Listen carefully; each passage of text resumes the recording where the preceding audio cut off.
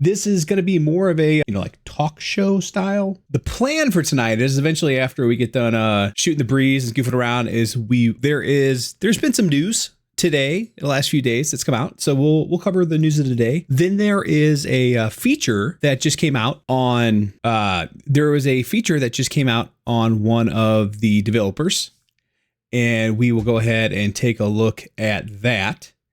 And then we will watch the Starfield Direct and do a deep dive on that because it'll be fun, right? It'll be fun. That's why we'll do it. So, hey, let's talk about the news of the day, shall we?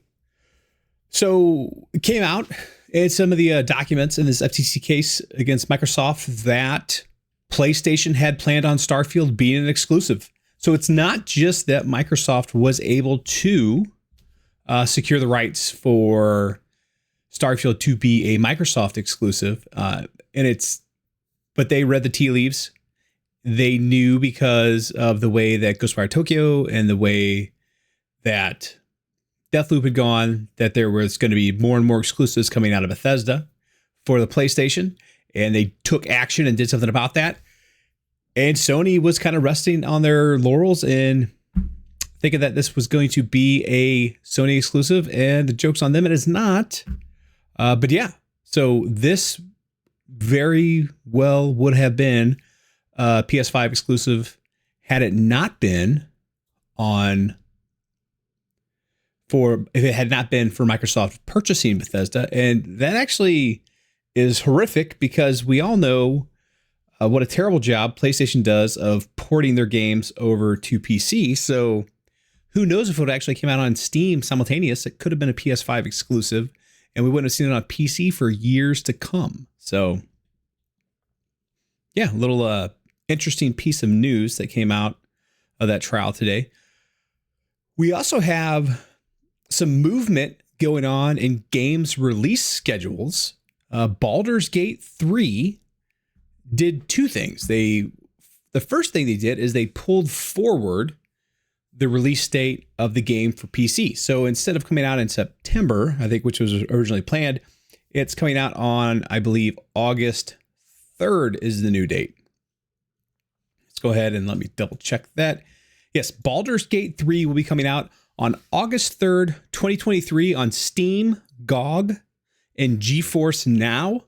And then it will be come out September 6th, 2023 on PS5. So they went ahead, they're releasing it early on the PC and delaying it on the PS5. So we've got movement on release dates. People are getting them out of the way of this behemoth that is called Starfield. Additionally, we have a mod for Fallout 4 that is being delayed. And you're like, it's just a mod. Well, I don't know how versed you are in the modder community for Fallout, but some of these mods are like the equivalent of just an entire game they build, right? So they just build this entire game, which is effectively a mod. It's massive and it's crazy. And it's just amazing how well they do. So anyways, they're delaying the release of that into the next quarter. They had already delayed it once, I guess, because they were trying to miss the release of Starfield, and then Starfield got delayed. And now they're going to go ahead and delay that again, which in my opinion, it's great because if nothing else, that is only going to make for a better mod. So take the time you need, release the product that you want, and stay clear of Starfield, because you're right. You're going to have a lot of people that are Bethesda Game Studios fans playing that game and not playing your mod, unfortunately. All right. So let's see. Was that it for the news that I had for today? Yes. And also what came out as news, and I didn't realize that it was actually news because I thought most people knew this by now, but AMD is the preferred partner for Starfield. I know a lot of us have NVIDIA cards and are probably like, well, I don't like this. I wanted it to be an NVIDIA partnership. Well, there's a misconception out there that these contracts from AMD block DLSS from being a part of the game. And that's just not factually true. They do not have exclusivity clauses in their contracts that prevent DLSS from being implemented in the game. They are going to work on FSR 2. That is going to be, and the thing about that is that's also, it's a public product, so there's no exclusivity on it, similar to how NVIDIA has the rights to DLSS, right? And only NVIDIA can use DLSS. So like the biggest way to me that this used to kind of rear its head for people is you'd see G-Sync and then you'd see FreeSync, right? And so G-Sync is an NVIDIA exclusive technology. Only NVIDIA is using it. You'd have to have a monitor that was compatible in order to use G-Sync. But then there's also FreeSync. But you do notice that you can use G-Sync on FreeSync monitors, right? Similar to that, you can use FSR on your NVIDIA cards, so you don't have to worry out there. Maybe it would potentially run better for you if it had DLSS 3. That could be the case. However, there is nothing that is going to prevent the developers, and in this case, Bethesda Game Studios and or the modding community from implementing DLSS. So don't be that concerned about it. It could eventually get there, but there's nothing preventing it, saying that it can't be there, which, like I said, is a misconception that I've seen going around in social media. And it's actually been espoused by legitimate news sources who are just wrong, right? They need to fact check themselves. So The Verge, when you say that this agreement with AMD prevents DLSS from being in the game, it does not. There's no such clause in the contract. And I would challenge you to present the contract with said clause, because you won't be able to do it because it doesn't exist. All right. So that said, let's go ahead and take a deep dive into the Bethesda Direct. Oh, no. You know what? I got ahead of myself. I had one more thing we wanted to do, right? Right. And so this guy is going to pop up in the Starfield Direct later on. But this is a little, and actually, let's see if we can't find him. I know he's in here because he's got one of my best, he's got one of my favorite scenes. I'm trying to get a good shot of him where his face isn't all twisted up and looking funky. Wouldn't want to, there we go. All right. So this gentleman that you're seeing on the screen right now, but this is Dane Olds. All right. So Dane Olds is the lead weapons artist on Starfield. Dane shares his journey into his role at Bethesda Game Studios, what early games inspired him, and excitement for his new projects.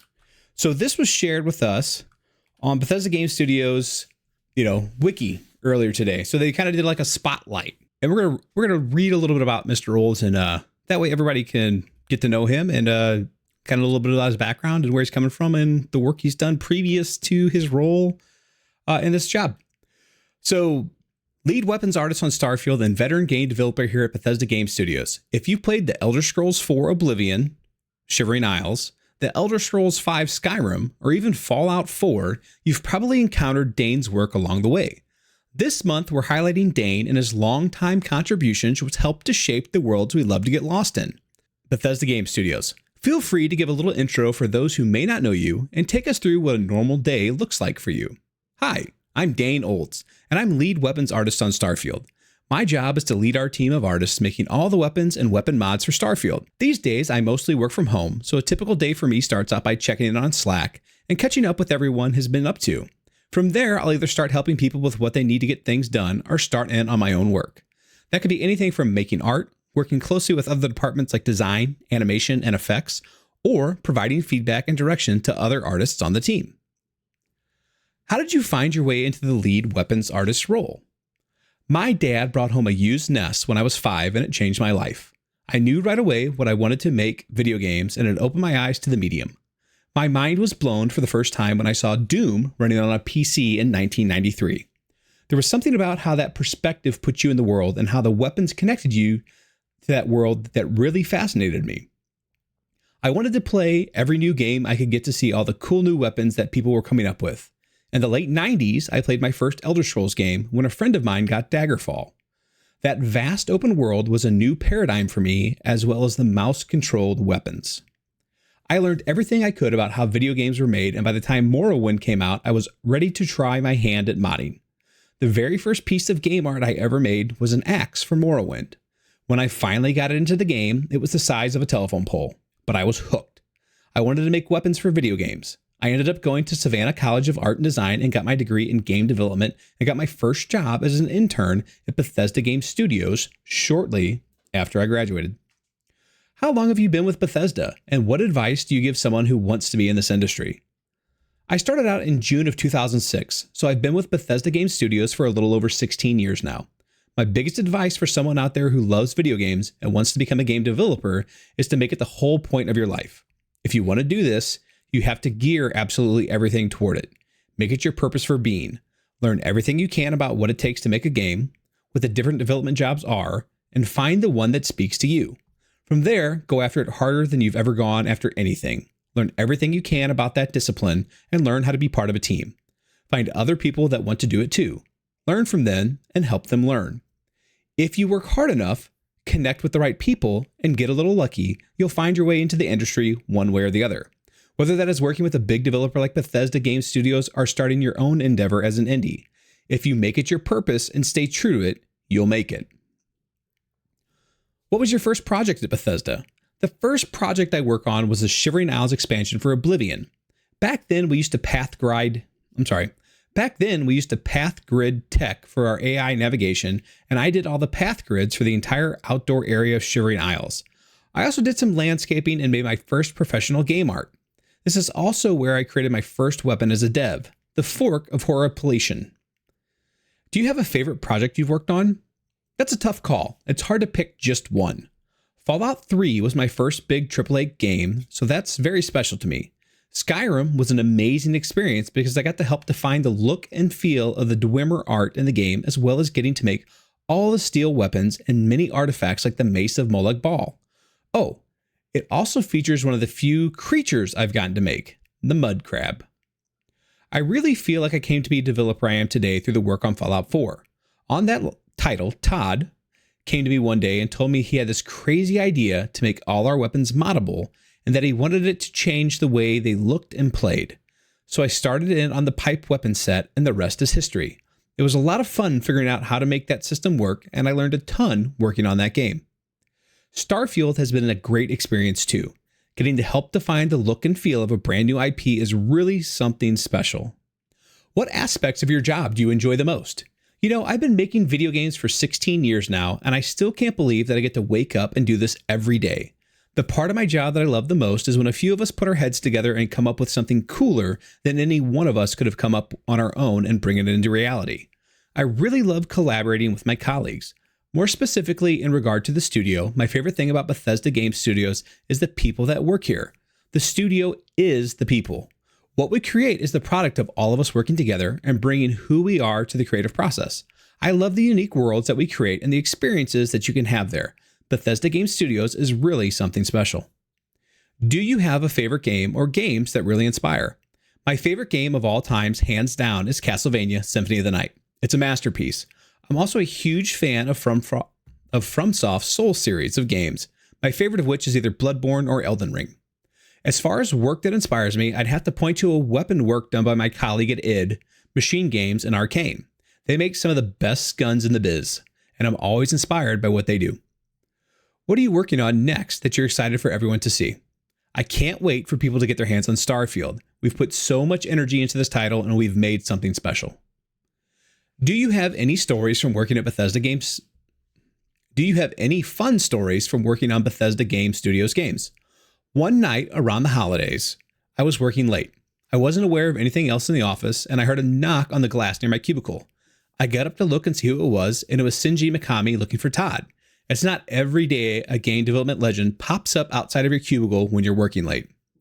Another favorite memory of mine would be when a lot of us flew out to go to E3 2011. That year, Skyrim was on the side of the Figueroa Hotel in LA, and it was hard to believe that that was our game up on the side of that building. We also had an Elder Scroll replica in our booth that year, and it was modeled after the sculpt that I did for the game. It was my first time going to E3, and it was just a really special trip. Are you approaching the game you're currently working on any different than in past games you've worked on? New tools, new tech, new tricks? Yes. Every new project has unique challenges and requires us to look at our workflow and figure it out what will be the best tool for the job. On Starfield, for instance, I knew that I'd be doing a lot of precision hard surface work, creating man-made objects like weapons, ships, and buildings. On previous projects, ZBrush had been my primary 3D software, but I switched to MOI 3D for Starfield because I wanted finer control over my surfaces and transitions. Hey, Game Dev. So if you're watching the stream, it's a frozen frame. It's a picture of Dane, and then I'm reading the interview that Bethesda recently had with Dane. So is that the lag you're talking about? Or are you hearing all kinds of other stuff? Okay. Yeah, sorry. So if you're just jumping in and you weren't clear, this is a spotlight that Bethesda Game Studios did with Dane. Okay.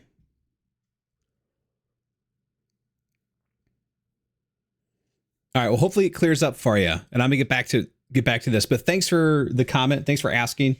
And hopefully whatever was, if there was like some lag or buffer issues, that it gets caught up. But it looks like everything on my end, I'm not having any drop frames or stutter or anything like that.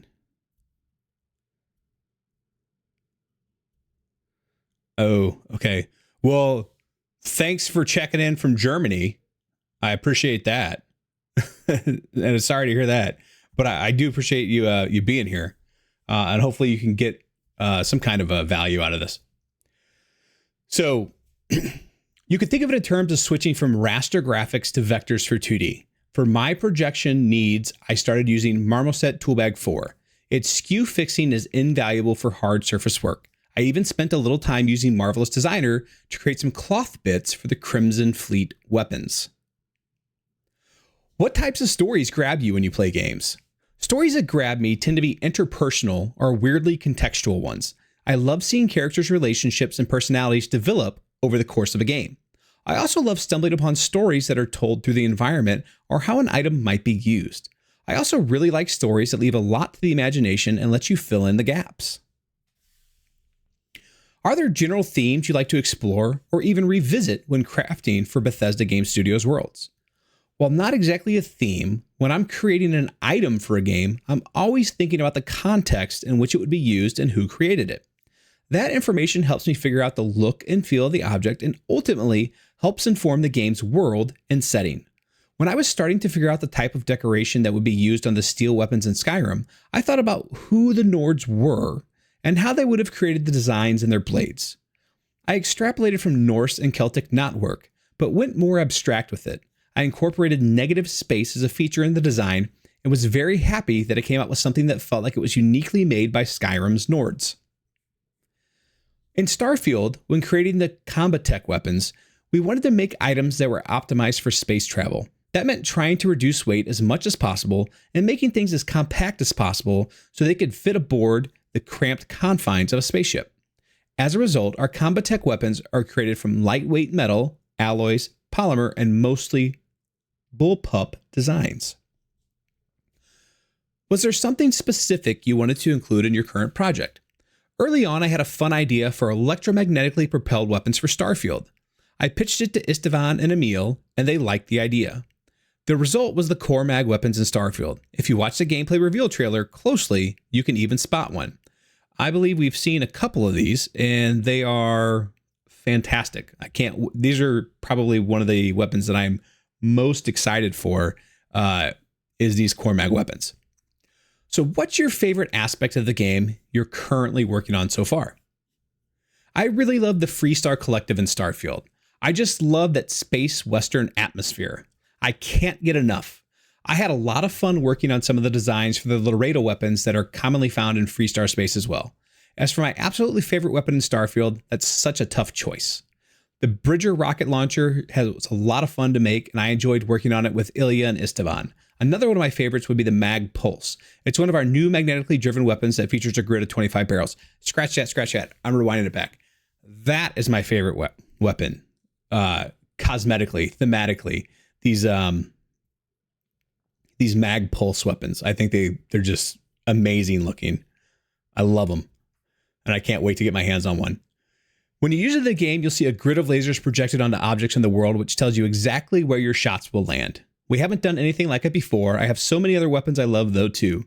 The Razorback is a 6-shot revolver that uses exotic 7.5mm white hot rounds that I use when I want to be a space cowboy. The AA-99 feels so beefy and cool. It's hard to pick a single favorite, so I'll leave it there, and I can't wait to share all of them with you. Have you had any special opportunities to try something new with your current project? Yep, this is my first time acting as a lead on a project, so that has been a whole new experience for me. I've also gotten to learn lots of new software and help work on some things for our weapons pipeline. Thanks so much to Dane for taking time to answer Bethesda Game Studios questions. So check out more from their team at Bethesda Game Studios. And if you want to work alongside Dane or anyone at Bethesda Game Studios, visit our careers page and apply today. And I will tell you, they do have an opening. They are opening for an associate quest designer. So that is an introductory level position, and they're hiring. So that's pretty cool. It's actually, if you go to their website now, it's posted. Game Dev Corner, I'm really hyped for Starfield. I want to make a Captain Picard type character first. He and his crew would be out there searching for life with more primitive technology prior to the time period in which Starfield starts, even though time travel shenanigans, they end up in the Starfield timeline and now have to find a way back home while also exploring this new galaxy. That's the background I have in mind for characters. So it seems to me like you're really focused on the RP aspect of it. That's really cool. I'm curious to see where they're going to take it. Like I know that there's artifacts, right? So we've seen those. The story, they somehow tie into the story. We're not there yet. I really want to know what the arch is. That's one of my biggest questions. I see that arch and I'm like, what is that? What is that? Yeah, I'm sure it's not the St. Louis arch, right? I'm pretty positive that we're not seeing Earth there. I want to know what happened. What's going on? And I'm curious about anybody's theories out there on what exactly is happening with that. So that said, let's go ahead and pop back to the very beginning. Pop back to the beginning of the trailer and watch it. Can you guys hear the trailer? I can't hear the trailer for whatever reason. All right. So there's not much to break down in this seed. We have Todd, Mr. Howard. That's a good thought. That was something I wanted to talk about when we got there. We have not seen, to my knowledge, aliens yet, right? So I think that you're right. I think that we're going to probably have some kind of first contact scenario, and it could be early on. And the stuff they've just shown us, precludes that, right? Because they could go really far, in development with characters, but not have gone very far in the story. So they could show us a lot of high level stuff, but not show us high level stuff that involves the story where it exposes that we have made contact with some other alien races. So I'm definitely with you there. I think we could absolutely have ourselves a first contact type situation. So you think that would be the resolution of the conflict, is that we actually make the contact and that's kind of where it stops, as opposed to us having some kind of, and the conflict maybe is amongst ourselves with how we handle with that, and not necessarily that the conflict is with the alien race themselves. So it's not that like we find them and we have, like a skirmish or anything. It's more like just the conflict is that we find them. And then it's like, well, what do we do now that we found this alien race? Not much to really break down there. They're just going through their awards trophy. We're back to Todd. There we have a Nord from Skyrim. There we have Pip-Boy, the proud brainchild of Tramiel Isaacs. There we have a Fallout character. There we have the Shredder. No, it's not Shredder. Okay. All right. So I know that as we're looking here, I'm going to See if I can blow this up for myself.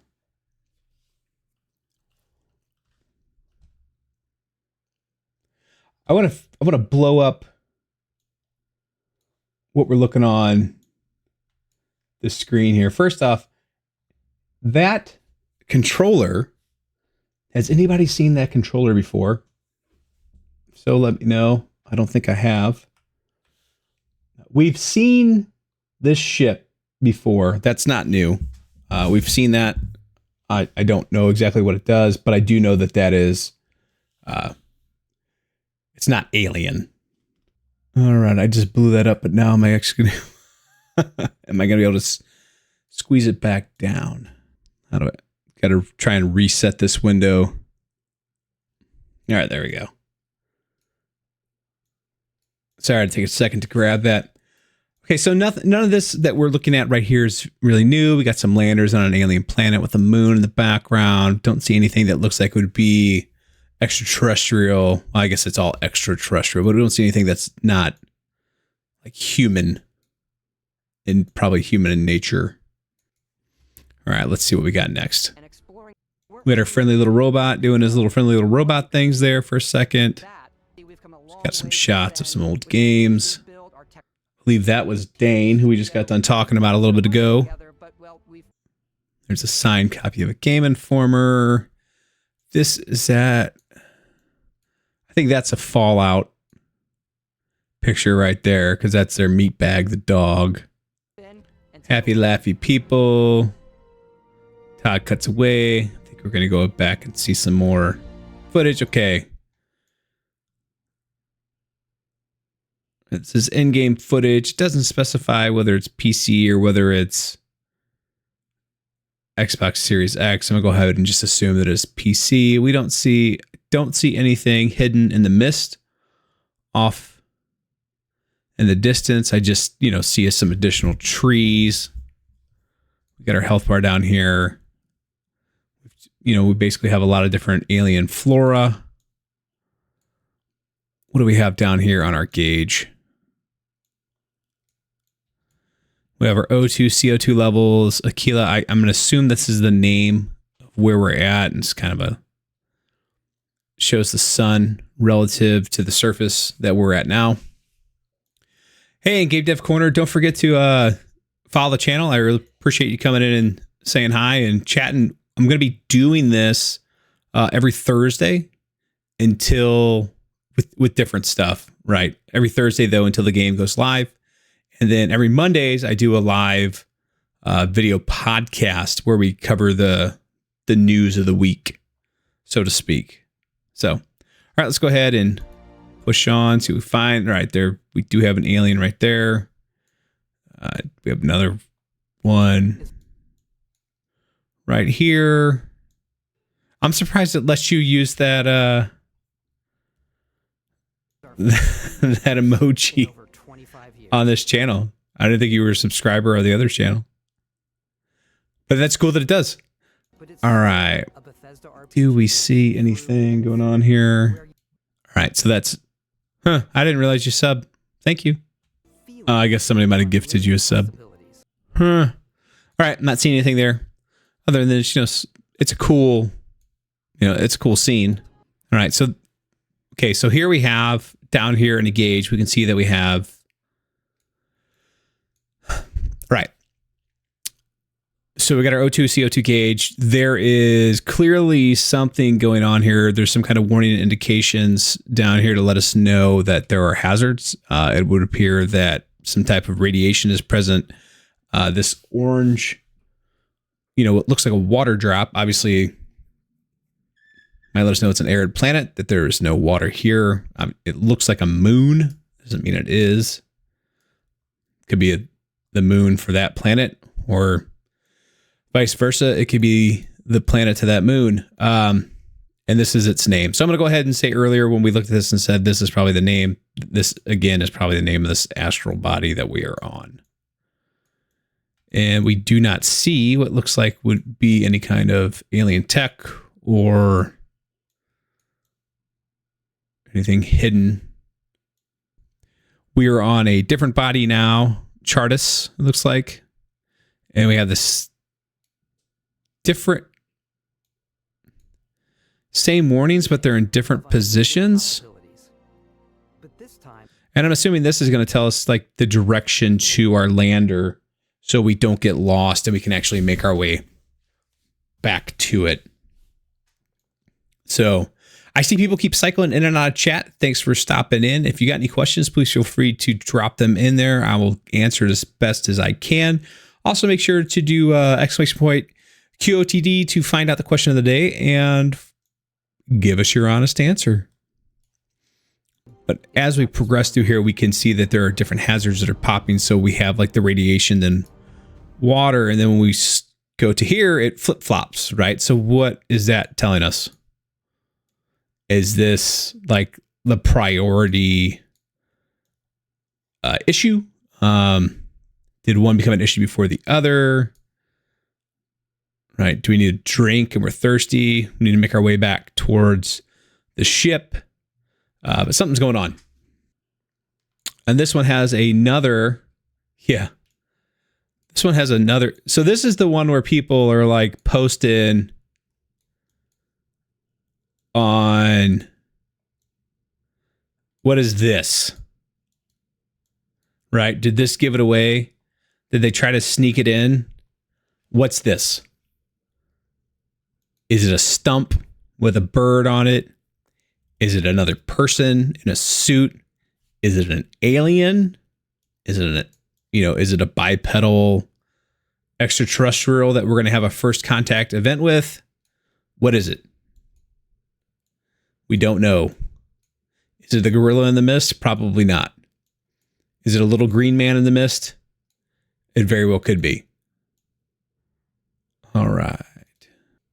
So here we can see, and one of the things too, like, so we do have new information in our gauge, right? So this is Cassiopeia IVA. These are probably the class, right? This is Cassiopeia. This is showing us where the sun face is. I guess we're having some kind of topographical markings on the planet to show us elevations.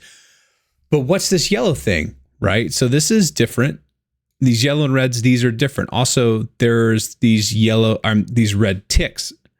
We also don't see that white tick. So maybe earlier when I said, hey, that's showing us our lander, it wasn't showing us our lander. It's showing us maybe where we have a base nearby. And now are these red things showing us where there's potential hostile alien life? Like, is this thing right up here? It looks like a falcon or some type of, bird. Is it going to try and make a meal out of us? It doesn't look that big, but is it just super aggro? I know, I guess we'll have to find out, right? I think that it's... Okay, so we have another new warning in our radial dial here, right? So now we have... And we also have this moisture dial, which has gone from previously we've seen it yellow, now it's an orange. And then we have this triangle here. So what's up with that? And we're on Freya 9B. We have another indicator on the outside of our ring. So I'm assuming that these indicators on the outside of our rings are showing us markers to either man-made obstacles. It's showing us objects that I think probably have some type of permanence. But now we have these, which these look like alien life forms, right? But these don't have red markers pointing to them. So are they not aggressive? Do we not have to worry about them? Also, that lightning is pretty cool. Our guy has been struck by lightning. Oh, got struck by lightning. I have to come back and grab that as a... All right, so let's back that a second. Let's just look at this change. Okay, so now we have radiation. We've got something else here. Something there. Looks kind of like a communication icon. Groombridge 8A. Radiation. And then we have this T. And so maybe it's that. It's intriguing. Now, all right, we changed scenes and our markers changed again. Again, we changed scenes and our markers changed again. We got this. This is the first time I've seen this. Alcaba X8. Or I'm sorry, X-B. Notice we had a weapon there too. Not every time do we actually have a weapon, but we did there. Okay, so now we don't even have our watch to display what's going on. Don't know where we're at. There is some kind of ship up there making contrails. And then obviously we have this animal right here. It's a backdrop. We're on a surface of the moon. It's interesting right there. Notice they're not giving us information on to where we are here. These are different ways these are captured with a free roaming camera as opposed to being actually with a person. Okay, so like,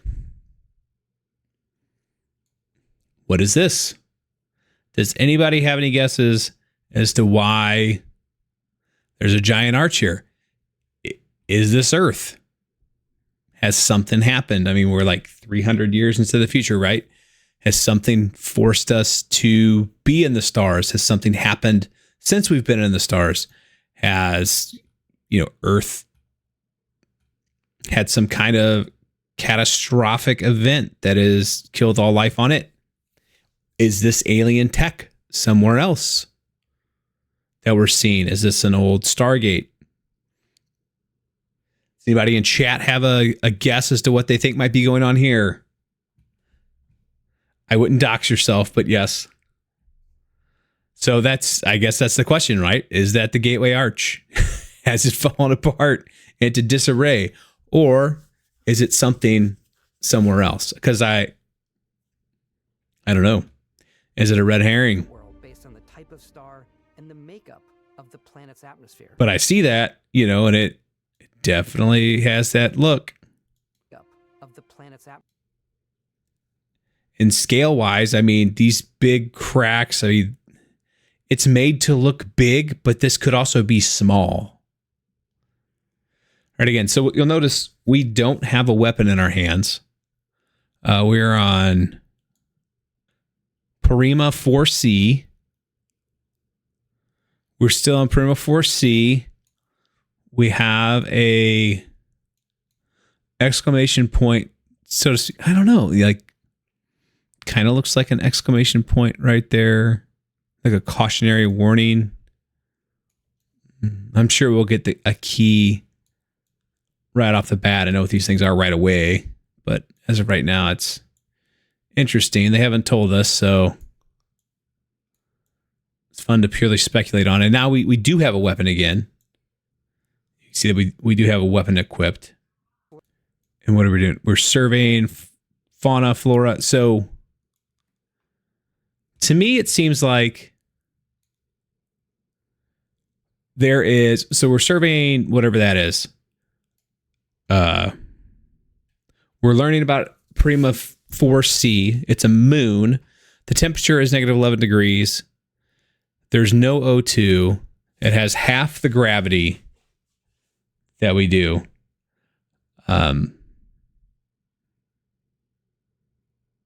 Photo mode back, surface map, outpost scan.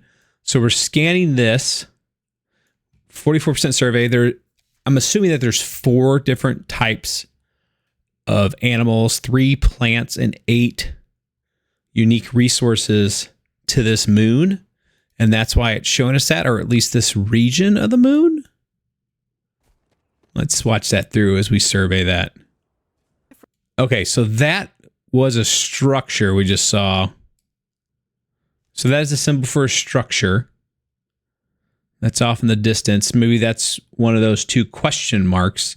And if we were continued to survey that, it would fill those question marks up for us.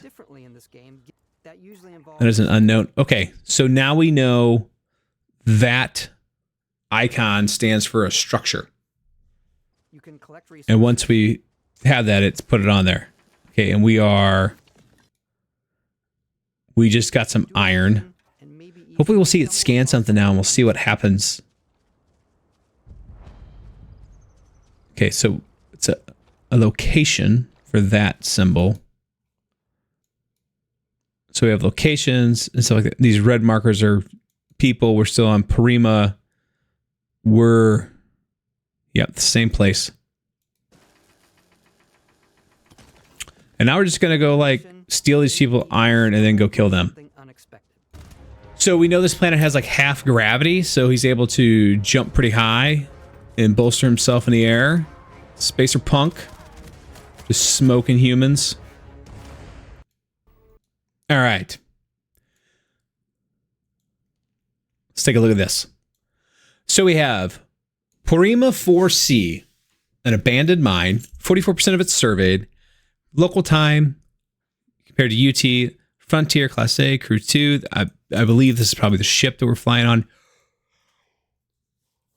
It's telling us the status of our hull.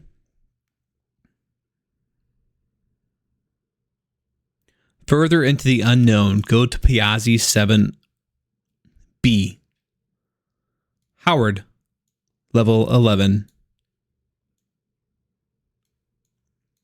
Lasers. Certification 0%. Skill points 3. Refined ion. Mass. It's a very interesting. Let's see where this goes. Actually, okay. It allows us to look. So we can look at the planet. We can look at our ship. We can look at our own abilities. We can look at... Let's click the wrong thing. Boop. There we go. All right. It is just not letting me. It is being... Thank you. There we go. All right. Ah, so that's missions. Inventory. Not so quick. Let's go back there. Everything you're doing, from your skills to your skills, ship, missions, inventory.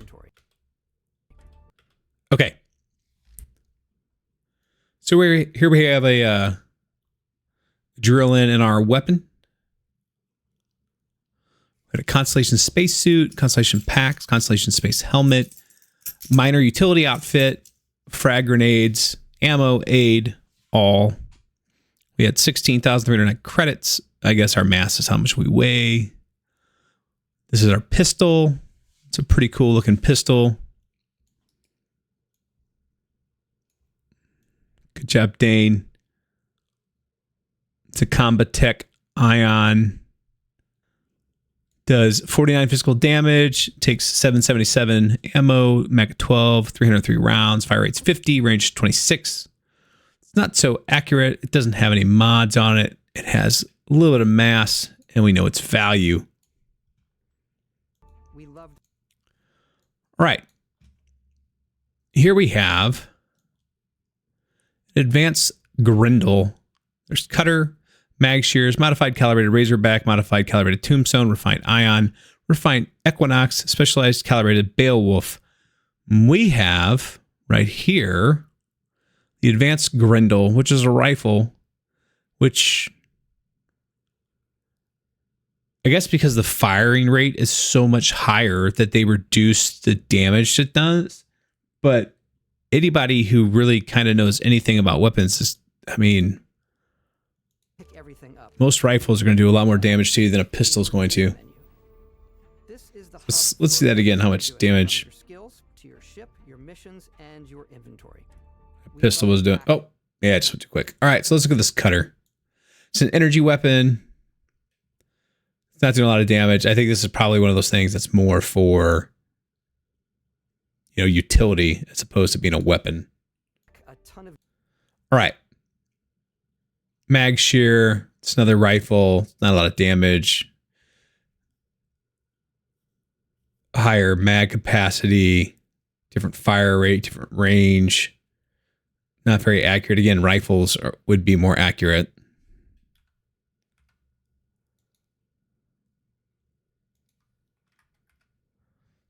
Detail in.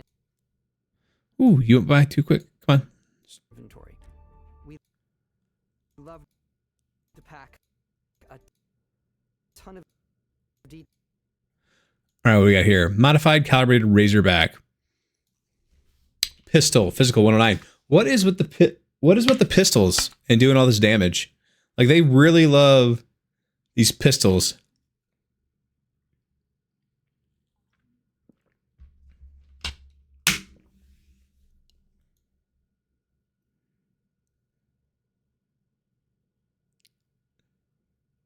So recon scope, a compensator.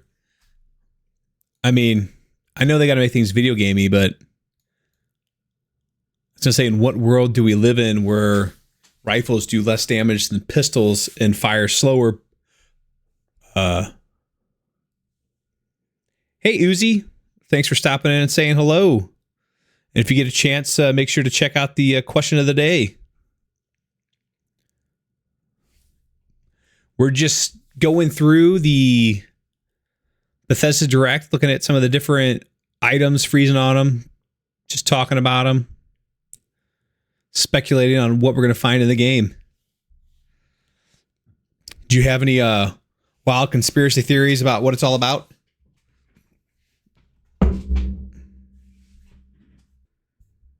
You only watch the showcase? That's kind of what we're digging through right now, is this showcase again.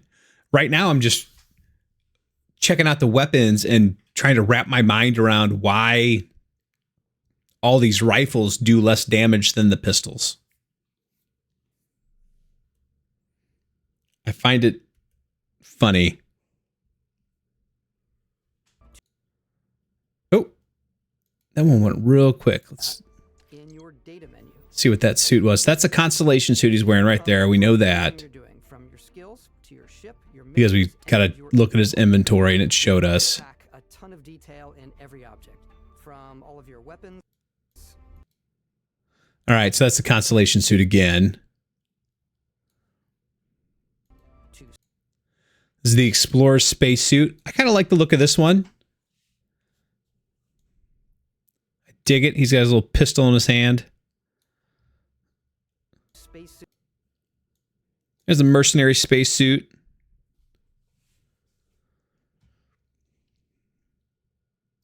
I don't think we know what the DR stands for yet. This one clearly has more armor plating. I don't know if this is something he's going to want to take into combat or if this is for... I'm going to think that this is probably more for combat, and that's why it's got armor on it. I was thinking potentially if they were using it for mining.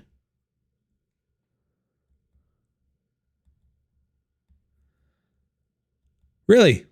Okay. Did you play a lot of Halo Infinite? Do you still play it all? I'm trying to figure out why it's June and it's still the winter update. I'll log in and be like, welcome to the winter update. Actually, I think that just stopped. But I go in there and play from time to time. I just started back. But I played a lot of it when it first came out. I guess I was like a lot of people, right? Played a lot of Halo Infinite when it first came out online. And then I just fell off. All right, and then let's see what this Navigator spacesuit looks like. And that's the Navigator spacesuit.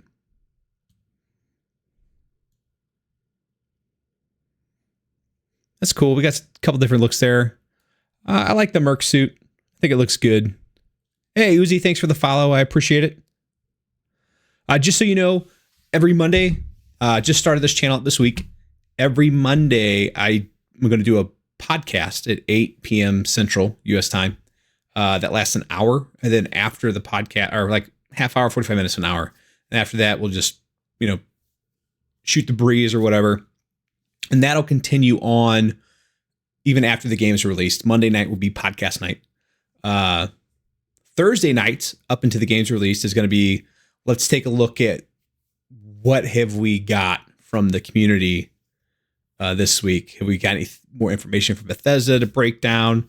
And then tonight it's still dissecting the Starfield Direct, taking a closer look at all the different things that we got. And the thing's 45 minutes long, so we've got plenty of stuff in it to break down. Navigator space helmet. This this is some kind of, ration. It's called the Midnight Delight. I don't know that there's anything delightful looking about that.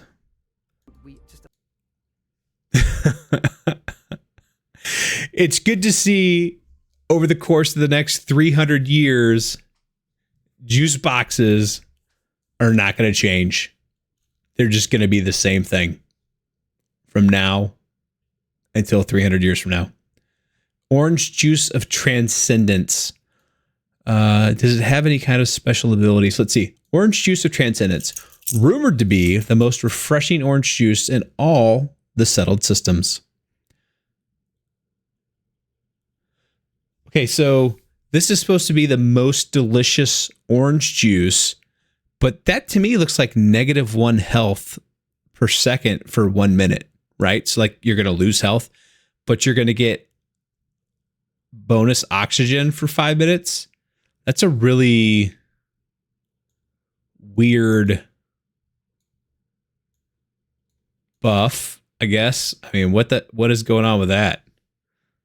That doesn't seem right. All right. Let's take a look at what's up next. All right. We got a patty melt. Here you go. We got some old school Americana patty melt right here. You like your burgers, you like your onions, you like your sourdough bread, you like your ketchup, and you got your French fries.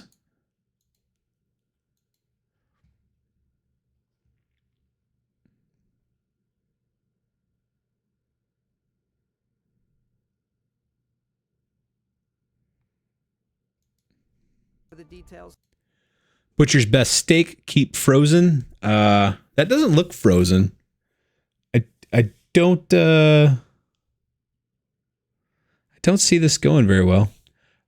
Is that some kind of modification? It looks like there's a DNA strand logo on there.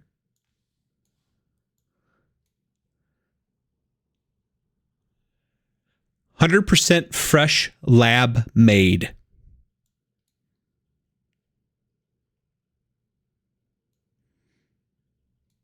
They're growing their steaks in petri dishes.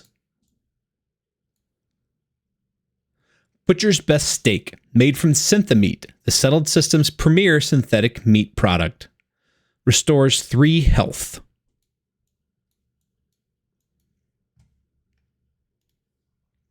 Soylent Green's people, yo. Oh, and that went real quick. To food, we just obsess over the details.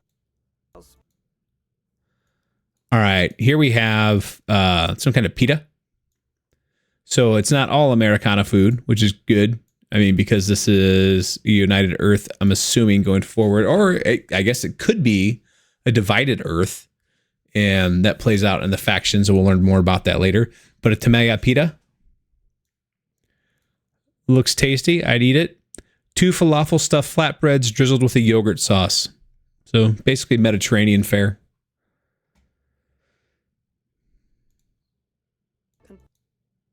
Toast.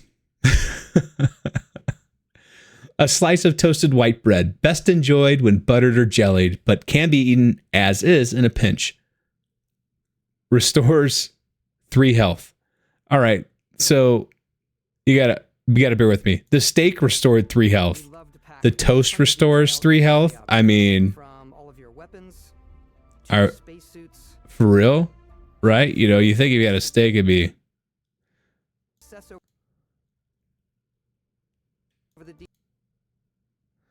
Restores 3 health. The pita, 15 health. Toast, 3 health. That's right. Trilobites, small alien arthropods sautéed and served with whipped butter. I thought that's what I saw, but I wasn't sure. I was like, did we just see like... Yep. All right.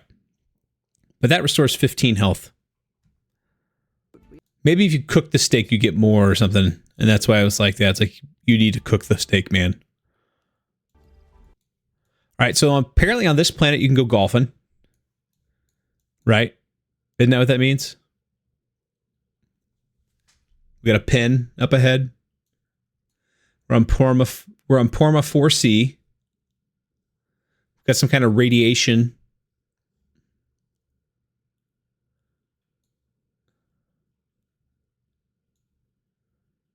All right.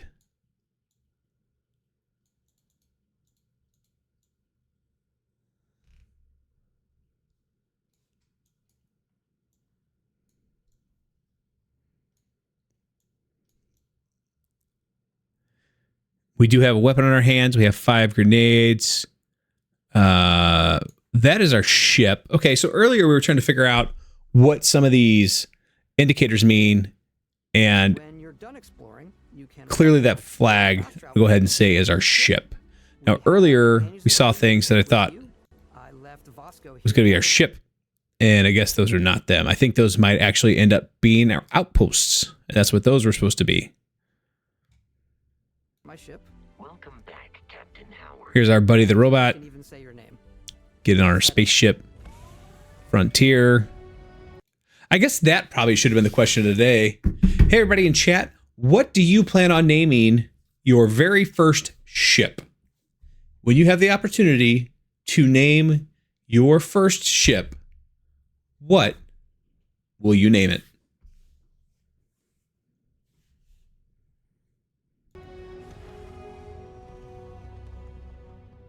Our mission was to convey the wonder and majesty of space exploration. Not everybody at once. Don't flood the chat yet, right? But seriously, as you get the opportunity to come across and register your first ship, what do you plan on naming it? The romance of the golden age of early spaceflight. And we've been referring to this approach as NASA Punk. This means a design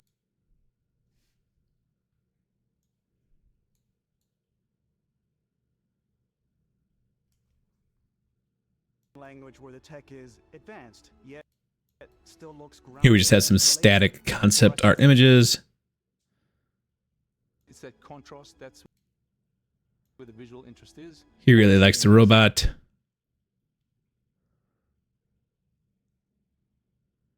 Which is the rigid hard function over style, and then punk, which is all about style. Hey everybody, I see we've had a pretty interesting spike in the viewer count, so thanks for coming and checking out what we're doing. We're just doing a deep dive onto the Bethesda Direct. We're talking about some of the different things we're seeing throughout it, and right now the question out to everybody is, what do you plan on naming your first ship? All right. You can see that visual style coming through in your ship. So here we are kicking back, walking through our ship. As you can see, it's made out of different units that are kind of snapped together.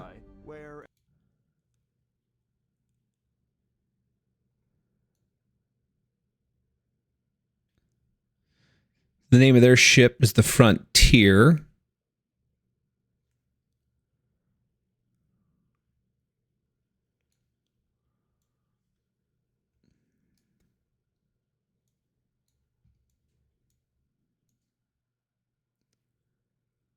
Trying to look at and see if there says anything on these panels of interest. So life systems, electronics access, patch access, electronics access, overflow access, STX 9, 1240, 1220.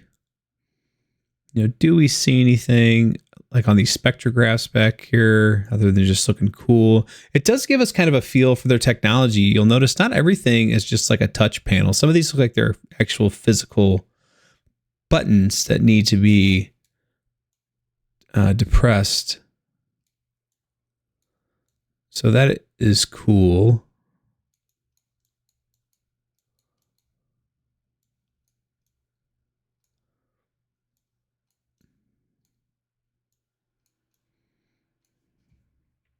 Everything is well used. All right, what do we got here? Status tired. Zzz. Okay, so here's a picture of the artifacts that they kind of they haven't showed yet in the trailer.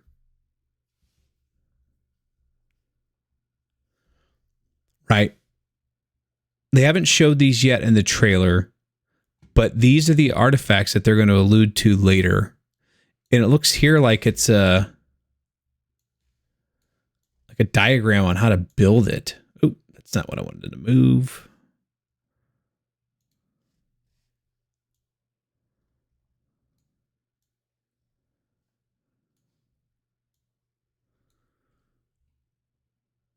Yeah, it's like a diagram on how to build this thing, but we're kind of thinking earlier that you see these quote unquote artifacts and they were to be alien technology, but is this potentially something that we built and lost capabilities of, or is this something that maybe there's some kind of time travel involved? Who knows? But I can't make out any. I mean, there is writing on there, but I can't make out of any of what is written to try and transcribe what it says.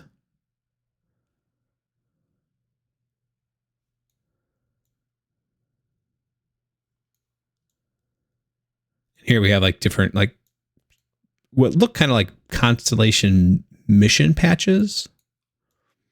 There's our buddy, the robot, who is just popping up everywhere. Wonder how old he is. All right.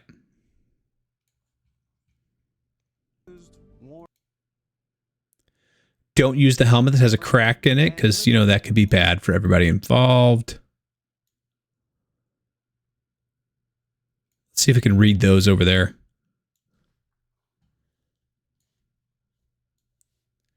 Right. Lunar robotics accept no limitations.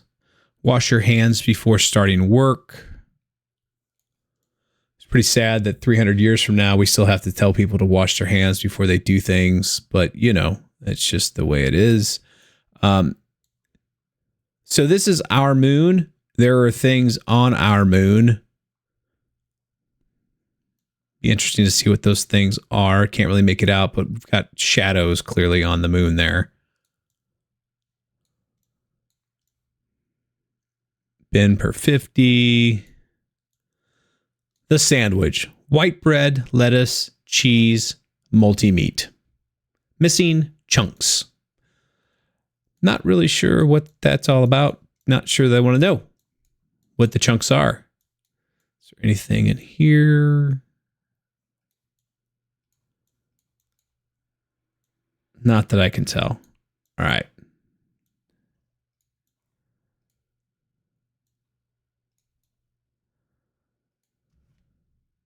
All righty.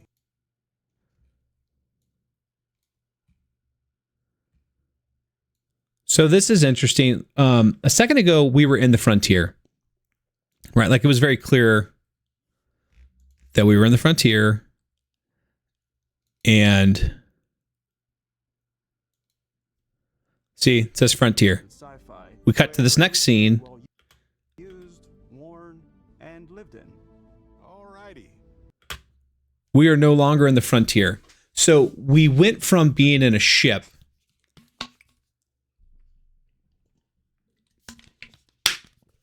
I don't think we're on a ship now. I think we're in maybe an outpost, or we're in a different ship, but we're not in our ship anymore. Or something's going on. But our gauge just went. Something happened. What's the plan, Captain? It's a navigation console. I don't know. Maybe we put our spacesuit on, but something had us change. So Porma 4C, we see this quite a bit throughout, and now we get to see what some more of these icons are standing for. All right, so we have the industrial outpost, we have civilian outposts. This is a moon of Porma, the Porma system. We've surveyed to 44%. It's rock, it's gravity, temp. atmosphere, magnetosphere, fauna, flora. Not a lot is what it's telling us. Not a lot. So it's This the water is radioactive. We have resources that are on this planet. We have water, which is apparently radioactive. We have iron, which is Fe. I don't remember what AR arsenic. Periodic table.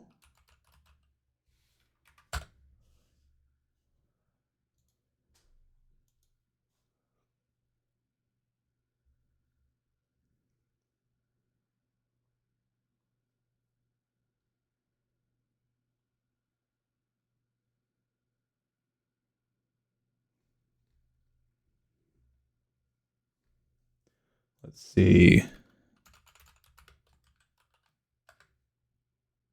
Argon. Sorry about that. Yeah.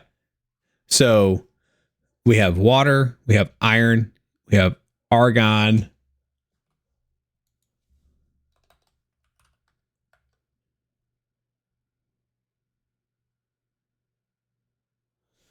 Chlorine. For some reason, I didn't think chlorine was an element. I thought chlorine was a compound, but no. Chlorine is, in fact, an element. Atomic number 17.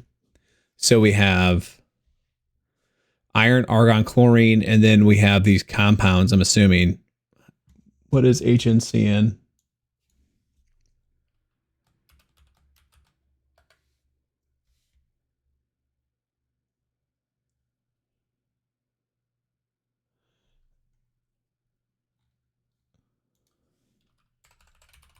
It's telling me it's some kind of carbon crystal. Let's try that again.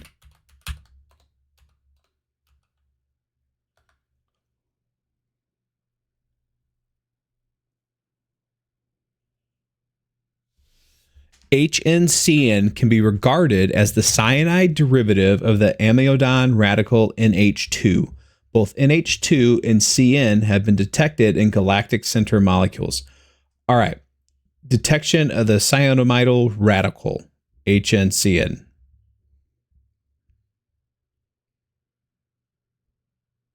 All right, so it's some type of molecule that they're checking out. We have SiH3Cl.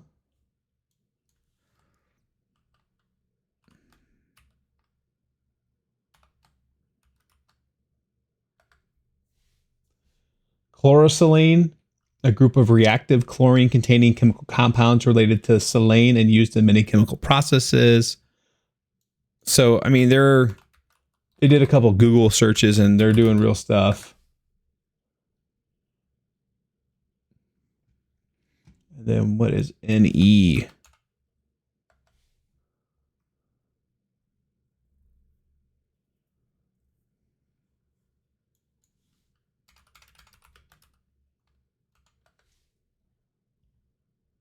Neon.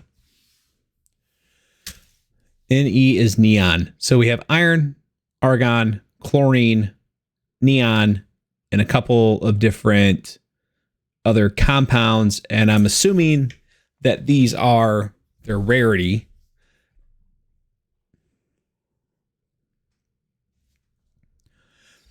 And there's traits. So that's what these are. I don't know how that plays into it.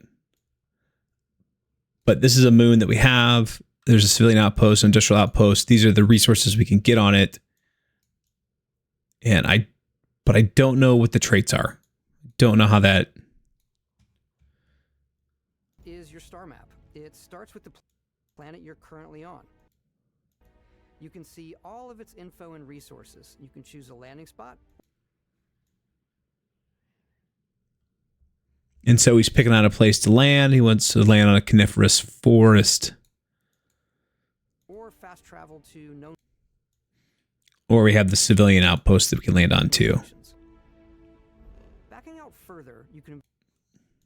All right. And so now we jumped out more into our star charts to navigate here.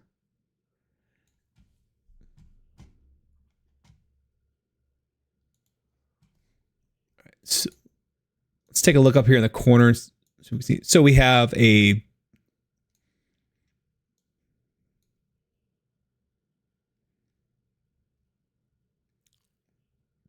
so in the center of this solar system,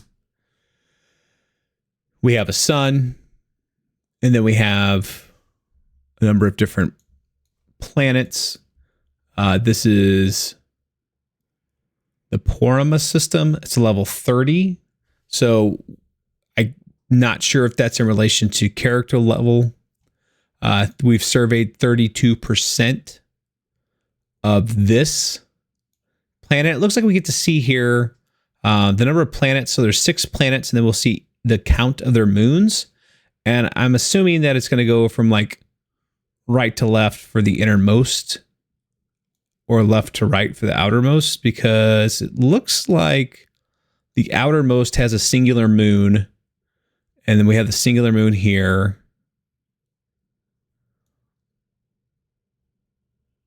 And then we have this big bad boy with 2 moons. Oh, no, there's a third moon right there. 3 moons, and then we're here, and there's 4 moons. All right, we're the third. Yeah, okay. So from inside to outside, left to right, and then the inside, we only have like 2 moons. Mission, show me set course and go back to the galaxy.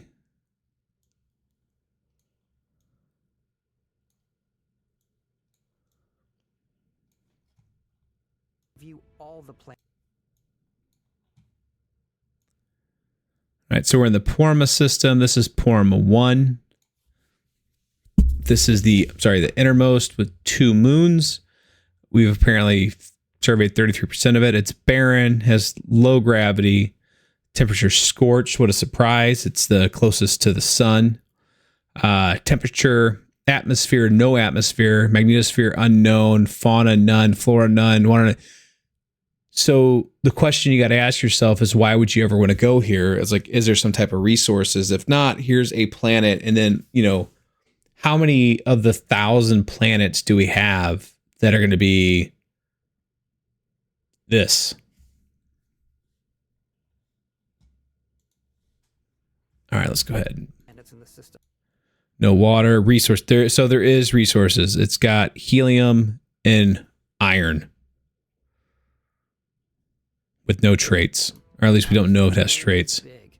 And it's here you can see planets that have key locations, missions. Okay, and so now we're going out to Piorma 3. Clear all dangerous creatures. Clear all dangerous creatures from the... or life on them. Versus the many... Couldn't make that out again. Let's try that again. Clear all dangerous creatures from... known locations. Backing out further, you can view all the planets in the system. Obviously, the game is big, and it's here you can see planets that have key locations.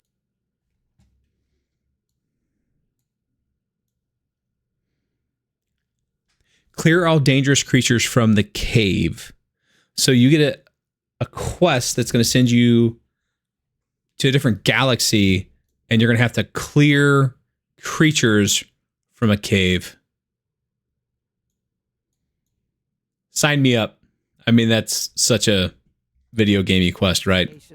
And then on here, there's an unknown trait, and we have water, helium, aluminum, chlorine, and lithium. So it looks like we're going to just... I wonder if we're going to have all the elements from the periodic table that are available and different compounds to go and collect.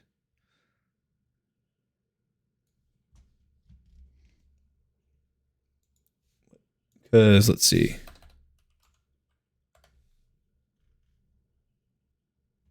Yeah, so like I said, we got water, helium. I don't know what's so special about that helium, that it's He3. It's some kind of helium compound.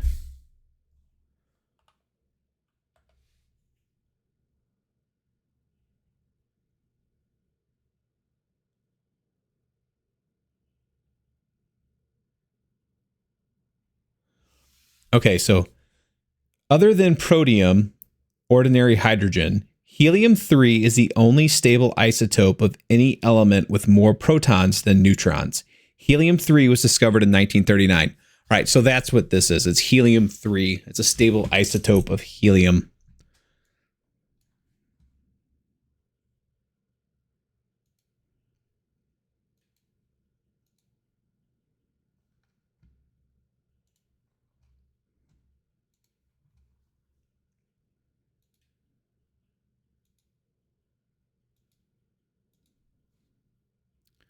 All right, let's go ahead and get this going again.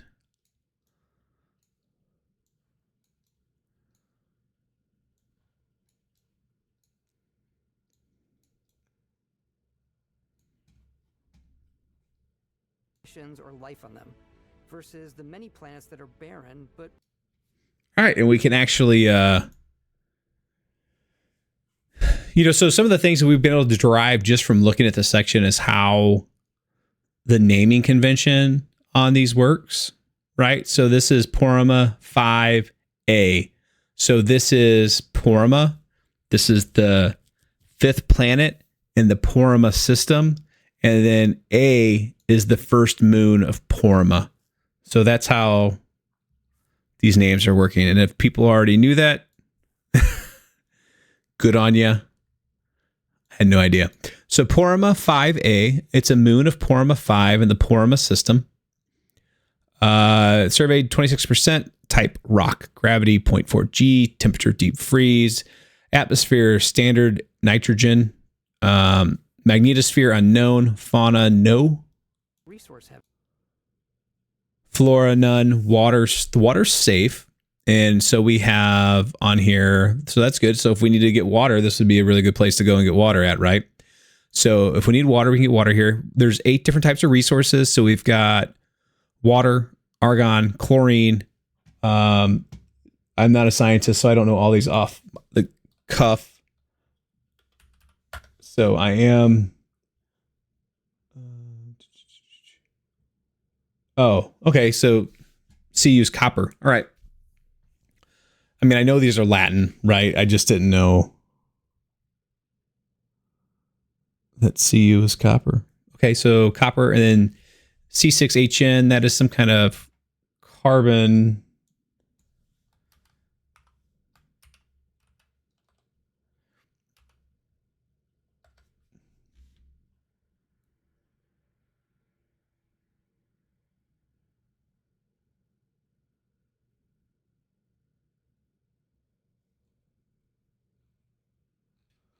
Somebody asked, apparently on Reddit, somebody's like, what is the chemical C6HN as seen as in the direct? And then we got lithium, cesium, and then we have fluorine. We have traits, and I don't know what's up with the traits. All right, and I see we keep getting people popping in and out. Again, for those of you that are lurking in chat, thanks for coming in and watching. I appreciate it. We're just doing a deep dive on the Starfield Direct, trying to figure out all the different systems, trying to speculate on some of the lore, just guessing what may be happening on with the story. The question of the day is, what is your favorite faction? You can always do ! QOTD in chat, and that will pop up for you. But what I really want to know, and what will probably be the question of the day next time I do this, is what do you plan on naming your first ship? Whether you acquire that ship through legitimate means, or whether you just, the first time you get to register and name a ship, what are you going to name your ship?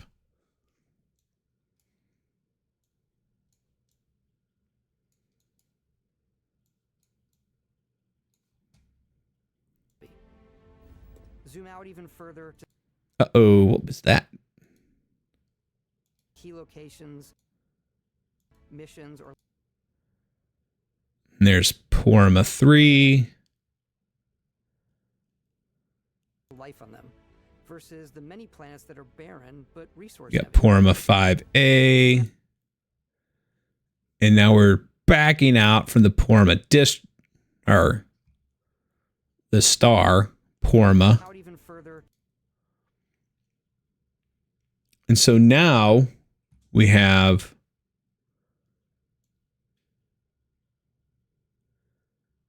different types of stars all throughout here. Let's see what we see as we go through. To see all the systems in this part of the galaxy. Here you can Okay, we can see this is going to rotate on multiple axes. This All right, we can go travel data from Porama 4C, which is where we're at. We would jump to Volii Alpha.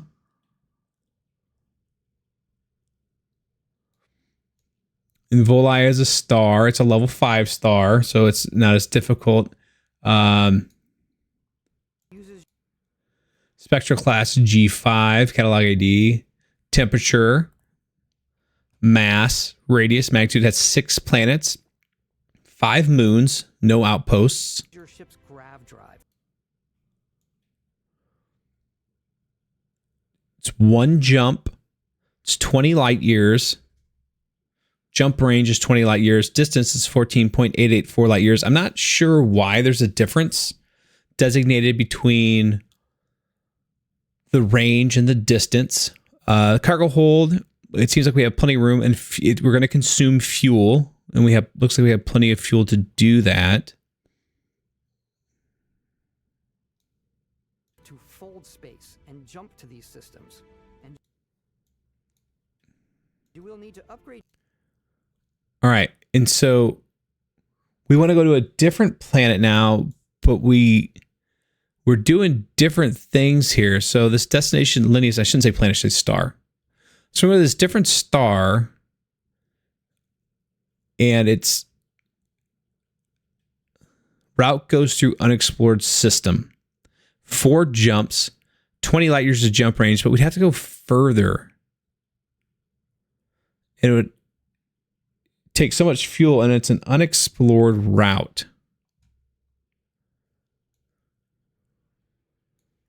Your ship and skills if you And it looks like it would take all of our fuel. want to jump to the most distant ones.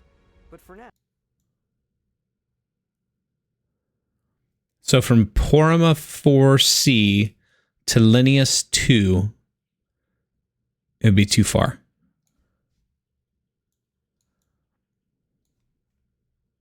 we'll plot a course to the Alpha Centauri. But now to Alpha Centauri, to Ptolemy, a specific planet, it is, we go from Parma to Alpha Centauri Jemison. It's 3 jumps, 20 light years. It's a jump range. Distance is 43. Cargo hold is 138. Fuel consumption is 34. And it looks like we're going to jump it.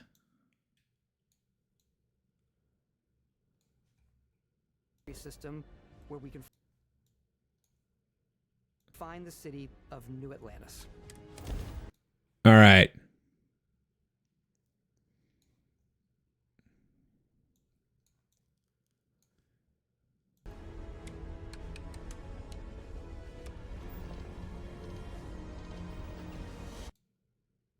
Let's go take a little closer look at that screen, what these indicators are. Because keep in mind, too, that just because we're cutting to this doesn't actually mean that this is straight from that.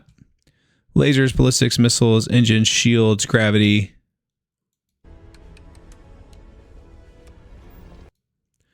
Grav jump. Loading data. What do we have over in these windows?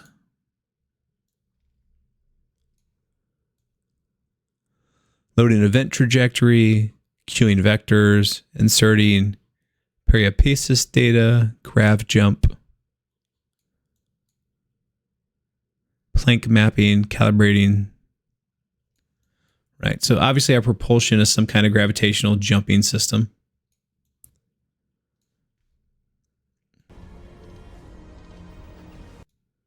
Oh, I just missed what I wanted to see. But everything got lined up there.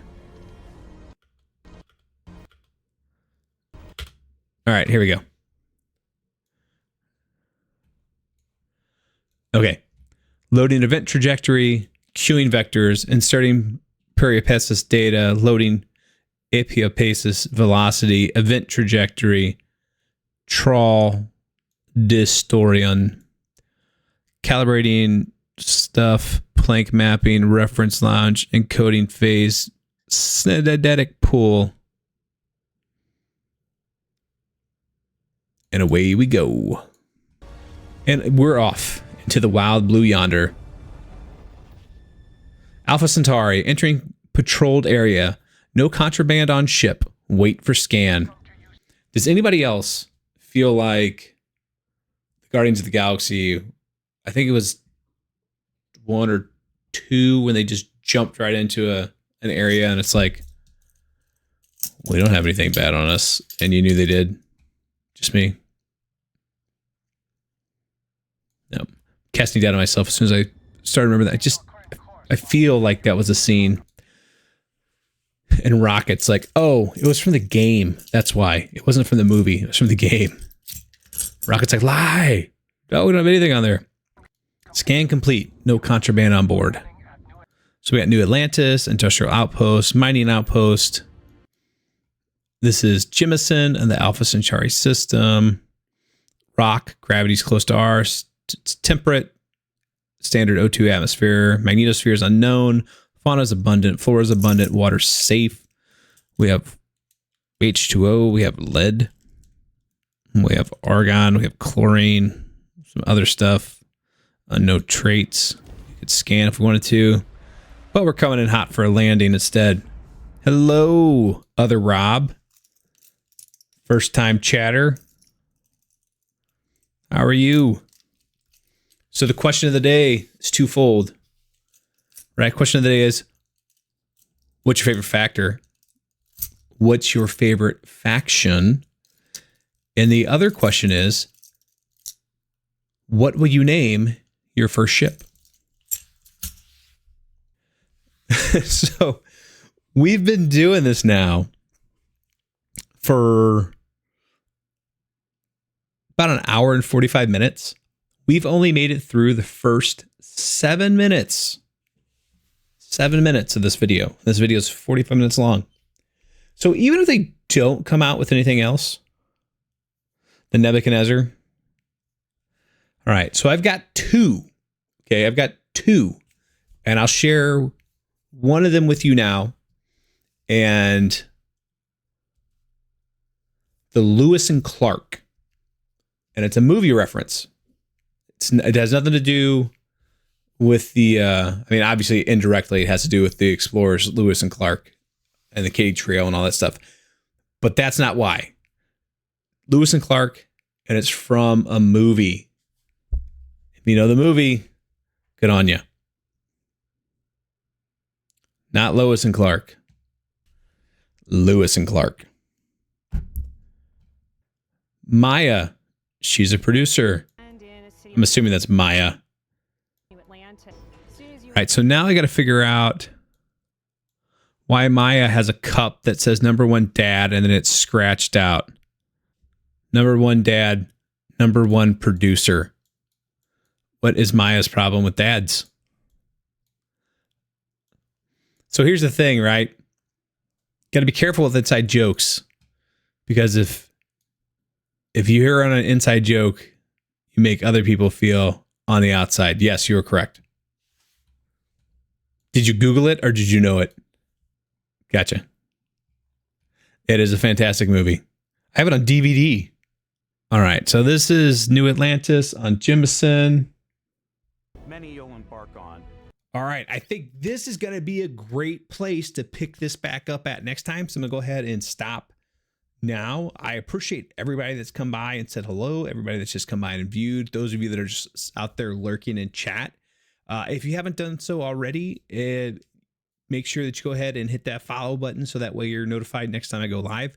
Next time will be on Monday at 8 p.m. Central Time, and we will go ahead and we will record the next episode of Starfield Pulse, the newsy version. All right. It's been fun. Thanks, everybody. And I will talk to you later.